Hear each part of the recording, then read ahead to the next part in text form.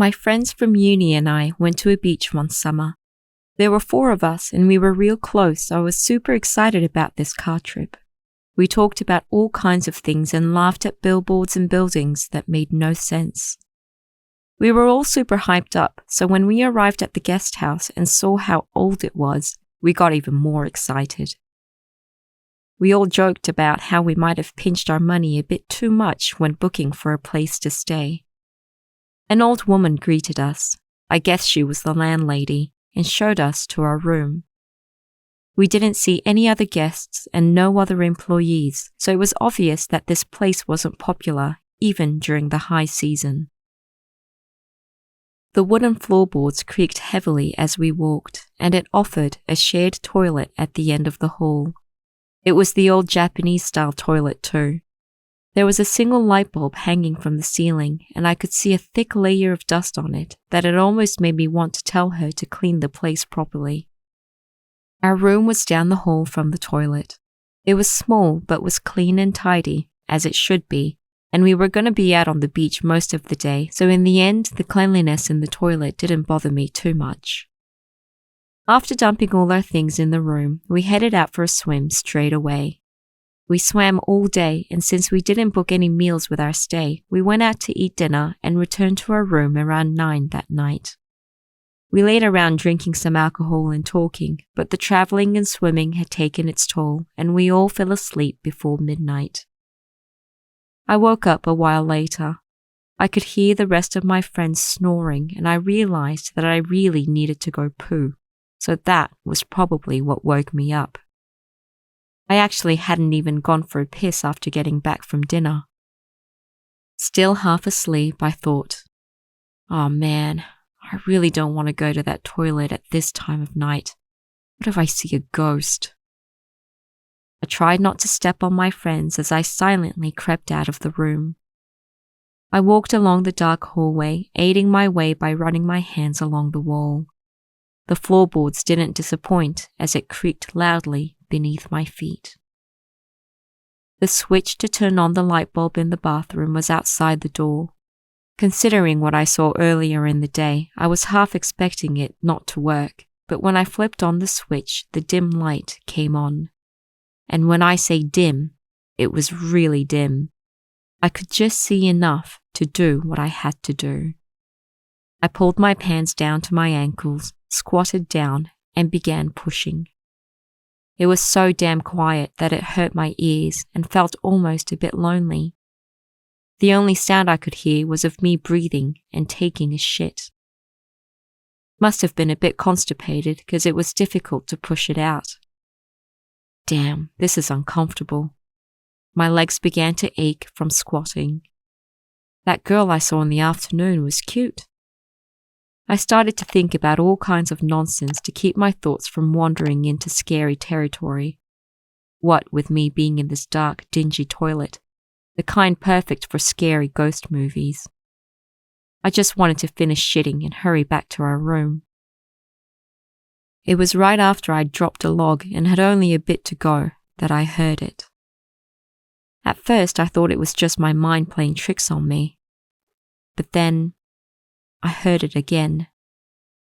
The floorboards out in the hallway were creaking. I didn't remember seeing any guest rooms down this way, so whoever it was walking towards the toilet. None of the other rooms were occupied, so it had to be one of my friends. They had to have known I was in there though, because I wasn't in the room and the lights in the toilet was on. But maybe they had a stomachache or was about to piss themselves or something. Anyway, the creaking continued to get closer. I checked that the door was locked and doubled down on pushing hard so I can finish up quickly for the next person. Whoever it was finally got to the door.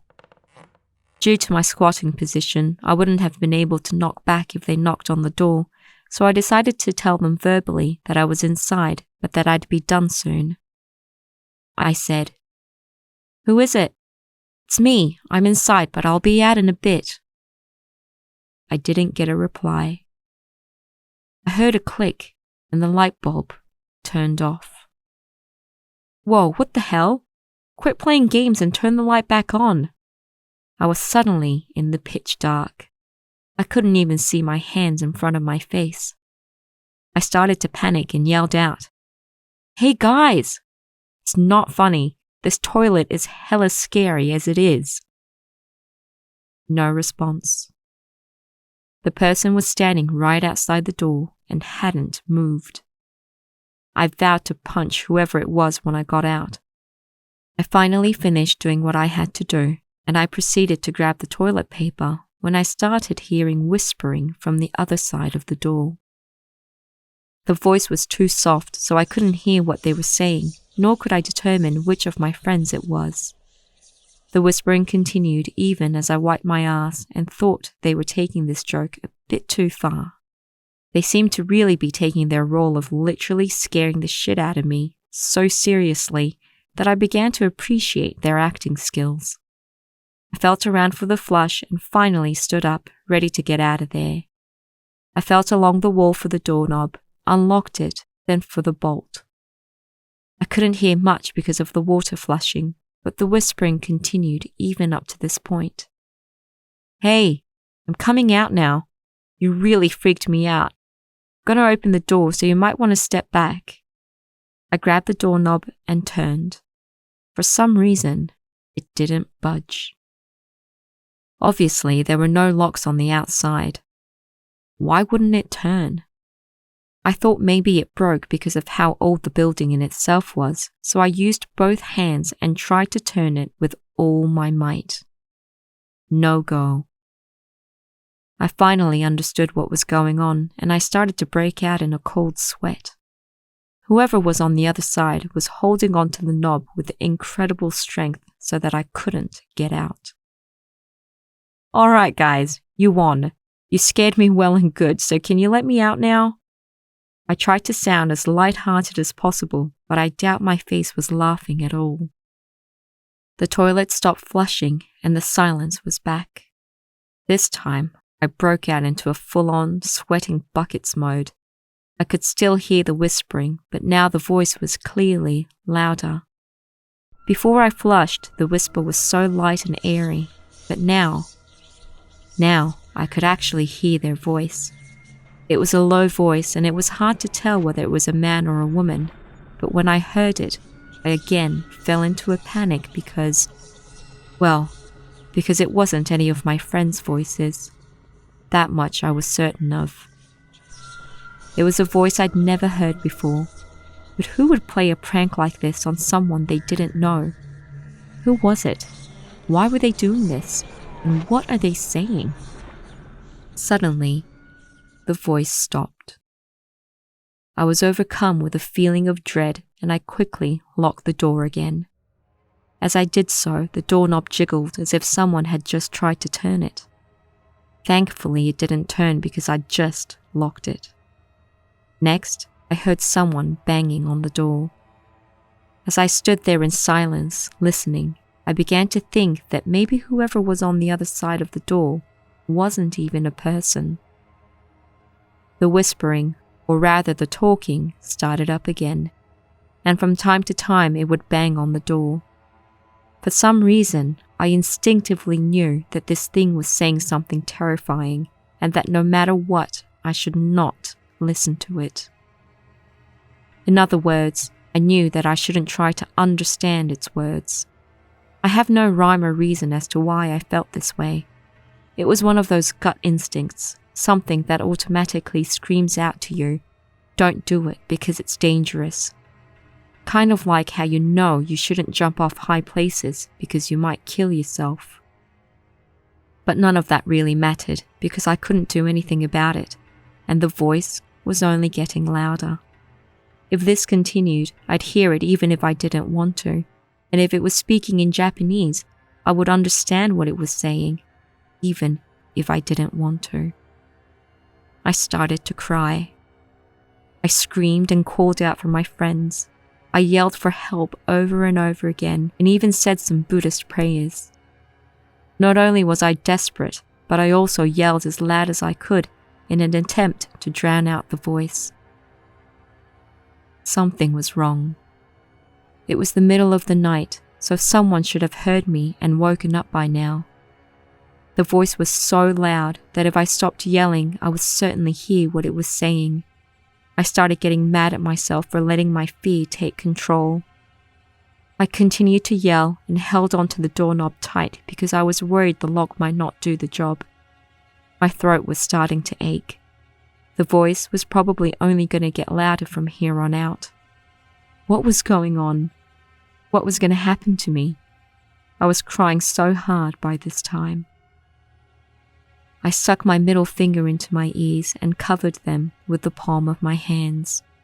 I faced the corner of the toilet, crouched down and tucked myself into my legs.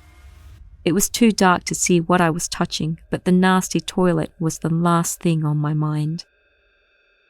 I was getting tired from screaming non-stop, but I had to continue saying something because the voice had gotten so loud that I could still hear it even though I'd covered my ears.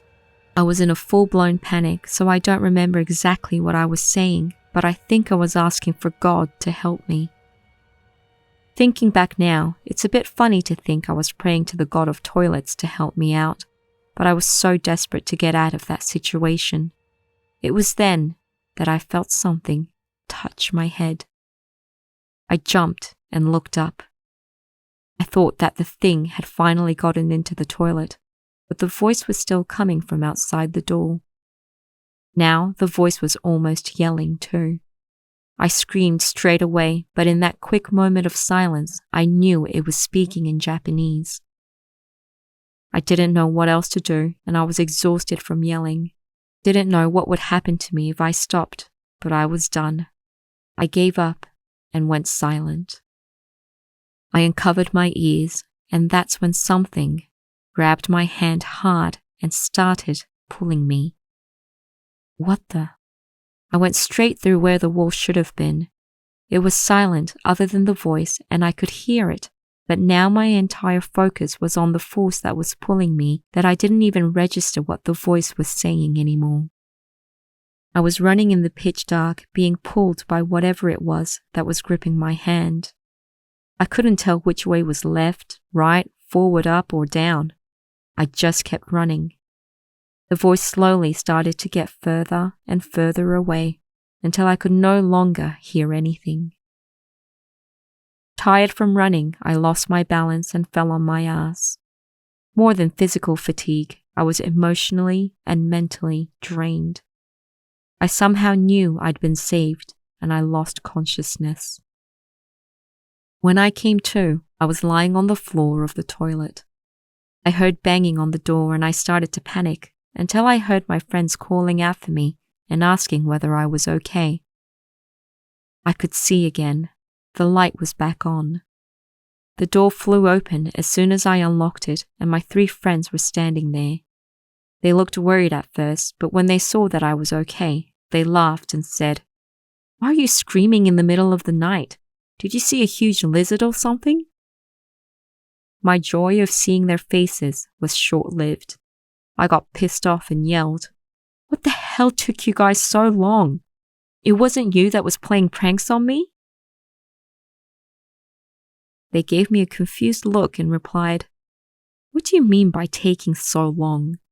We heard you yelling and came straight away, but no matter how much we banged on the door for you, you didn't reply. The landlady just got here herself after hearing all the commotion."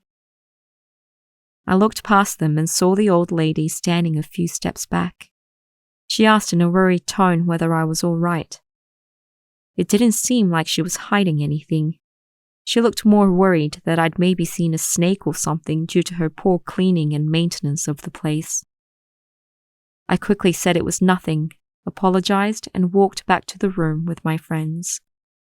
They obviously asked me what had happened, but I don't need to explain all of that here. Since then, I haven't experienced anything else like that. When I think back to that time, I wonder what was on the other side of the door and what pulled me to safety. I've never heard of any rumors surrounding that area or the place we stayed, but I haven't gone searching for that information either. There's a possibility I fell asleep in that toilet and had a vivid nightmare. Or maybe my friends really did play a prank on me. But The feeling of someone grabbing my hand and pulling me, that sensation was definitely real. There was no wall, and I really did run for a long time. I know it sounds impossible, but that part actually happened. The dreadful feeling I got when I heard that voice was also very real. I haven't thanked whoever or whatever it was that saved me, so I'll do that now since I'm writing this story down. It's been a while, and who knows if it'll ever get to them. But whoever or whatever you are, thank you. A few years ago, I used to live in Tokyo with my little sister. We were both living alone at first, but moved in together when we realized that we can rent a house if we added our rents together. It was a bit far from the city center, but we found a big, beautiful house. One day, I was on the second floor watching TV while my sister was taking a bath downstairs, when all of a sudden I heard her scream. I thought that maybe she saw a cockroach or something and went downstairs to see what was going on. She was standing in the hallway naked, her hair drenched. I wondered why she couldn't even get a towel to cover herself up and asked her in an exasperated tone, "What happened?" Her face was blue and she replied, The bath, can you go look? Please." So I went to check it out, but there was nothing there. The only thing I could see was how wet all the floors had gotten because my sister had jumped out of the bath and ran straight outside. After my sister got changed and dried her hair, she started to tell me what happened. When she was sitting in the bath, she heard a sound as if someone was breathing. She looked around, but there was obviously no one there, so she figured it was the wind. She put her head over the edge of the tub and started to wash her hair. A bit of extra information here. In Japan, everyone takes baths almost every day, and the bathroom is set like this. You fill up the bath and wash yourself in this area outside before going in. In this story, the younger sister is sitting in the bath with her head hanging down over the edge. She squeezed some shampoo onto her hand, lathered it up, and began washing her hair. That's when she noticed something. The hair she was washing was really long. It was apparently much longer than her own. And when she noticed another irregularity, that's when she jumped out of the bath. What she felt was someone's nose resting on the back of her head. After this incident, she's become really fearful, and every time she takes a bath, she asks me to sit outside until she finishes. I, on the other hand, have never experienced anything at all. My sister, however, swears she washed someone else's hair that night.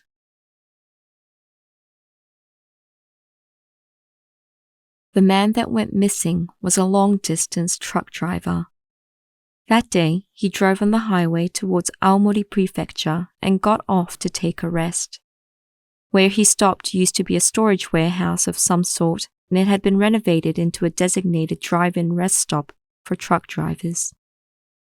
They could drive straight into their individual storage space and sleep in their trucks. You could even ask the landlady there for a wake-up call, and she would come with a hot tea at the promised time. This man had apparently disappeared from inside his truck before the lady went to wake him up. Amongst all the storage spaces, there was one that was never used. The man that went missing had vanished without a trace from this spot. The shutters of that space was always kept closed, but on this particular day, it was open. A truck driver who was scheduled to leave before the man thought it strange when he saw a truck inside, so he notified the woman in charge, and that was when they discovered the driver was gone.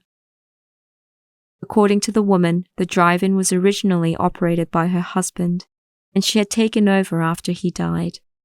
She wasn't sure of the reason, but he had always told her to not use that storage unit. Thus, the shutter was always kept closed, and locked, and she was sure it was closed before the missing truck driver arrived. But it had obviously been opened, and the man was missing.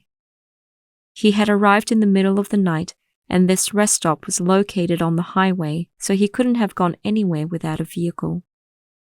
The private detective investigating this case used his old connections within the police force and began his search for the missing man. 10 days later, in an unexpected place, they found the driver. His body was discovered by a female freediver, also known as an amasang in Japanese, in the Seto Inland Sea on a rock protruding out of the water, a rock barely big enough for one person to sit on. His body was pulled out by the local police and was kept in a morgue as an unidentified person. Now that the private investigator had discovered him deceased, the matter had to be handed over to the police. Why was the man found in such a place? How did he get there without a vehicle? The driver was last seen in Aomori, and he was discovered more than 1,300 kilometers away in the middle of the sea. The private investigator had so many questions and did his best to get as much information about the case as he could. The following is what he found out. 2 to 3 days had passed since the man died, and his stomach was bloated to the size of a woman in her last term of pregnancy. There were also multiple scratches on his body. Seeing his bloated stomach, the detectives who were first on the scene thought he had drowned and swallowed a lot of water. However, upon dissecting his body, the coroner discovered that he was filled with something entirely different. His stomach, up to his throat, was completely filled with all kinds of shellfish and other seafood such as abalone shells and sea urchins. He was stuffed with them, and none of it was digested. Another thing that completely baffled the detectives were the scratches on his body. They looked like they were made by a person, or at least an animal with nails. If it was made by a person, there would be between 1 to 5 scratches for each finger. Anything more than that would look unnatural, even if they tried to scratch in the same direction. The body did have some scratches that were up to 5 in total, but there were some that were up to 8 scratches, and they all seemed to be made naturally. The coroner could not determine what made the scratches and concluded that he would have to ask a zoologist whether an animal that has 6 to 8 digits actually exists. Apparently, the local detectives decided to label this death as an accidental drowning. And that is the extent of information to which the private detective could find out.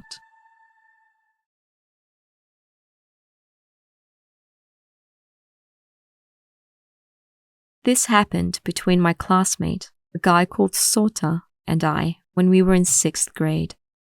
He was a strange kid and was always sleeping during class. He basically came to school to eat lunch and then go home. Everyone made fun of him, and so did I. Thinking back, maybe he had some sort of learning disability or something like ADHD. We were also in the same class in the 3rd or the 4th grade, and there was one time where we played tag. The rule went as follows. If everyone sat in their seats when the school bell rang, the person who was it would lose. We did rock, scissors, paper, and I lost, so I started off being it. Sota was the only one who was walking slowly back to his seat, so it was easy for me to tag him.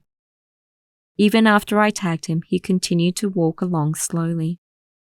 It didn't change even when the school bell rang and we all sat down in our seats. We all started to say, "He didn't even try to chase us. He's so boring." Sota eventually came into the classroom and he looked like he was crying. He walked straight up to my seat and started to attack me. He was trying to make me stand and get me out of my chair by force. Our teacher walked in at that exact moment, so thankfully things didn't escalate into a fight. After this incident, everyone in the class stopped playing with him or even talking to him because they had seen what he had done to me. Soon after, a game began where no one got closer than 5 meters to him, and this continued for the rest of the school year. In fact, I think he started to sleep during class at around this time. In 6th grade, around July, Sota and I were put into the same group, and we were put in charge of cleaning a small conference room. Obviously, by this time, the game of it had ended, but I still didn't really want anything to do with him. Teachers didn't really check up on us here, so none of us were taking the cleaning seriously. I was trying to balance the broom on the palm of my hand, and the others were swinging it around, basically doing absolutely nothing. Sota, though, was really serious and was the only one cleaning the room. The school bell rang, signaling the end of cleaning. Everyone threw their brooms into the cabinet and ran back to the classroom. I, on the other hand, was busy balancing mine, and I didn't want to put it away until it fell. Once it did, I picked it up and looked up. Sota was standing right in front of the cabinet, his legs shoulder-width apart and his hands on his hips, waiting for me. Crap, I thought. I should have just left the broom on the floor, but I didn't want to get in trouble, so I said to Sota, "You're in the way, can you move?" He said, "You didn't actually tag me last time," and ran back to the classroom at full speed as if running away from me. After I got back, he continued running away from me even though I wasn't chasing him at all. Once he sat down in his chair, he looked at me with an annoying smile as if he'd won. Was he still continuing the game from years ago? Sota continued to be this way every single day.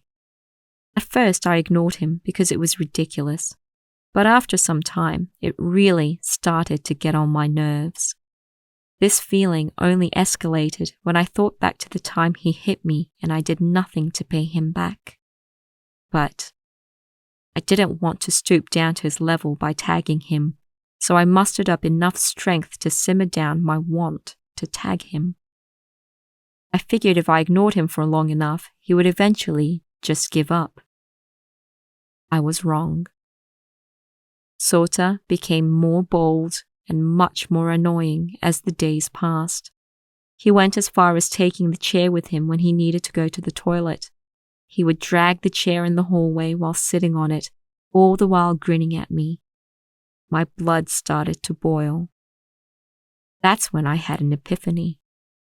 If I tagged him on the last day of school before summer break, he would remain it until school started back up again.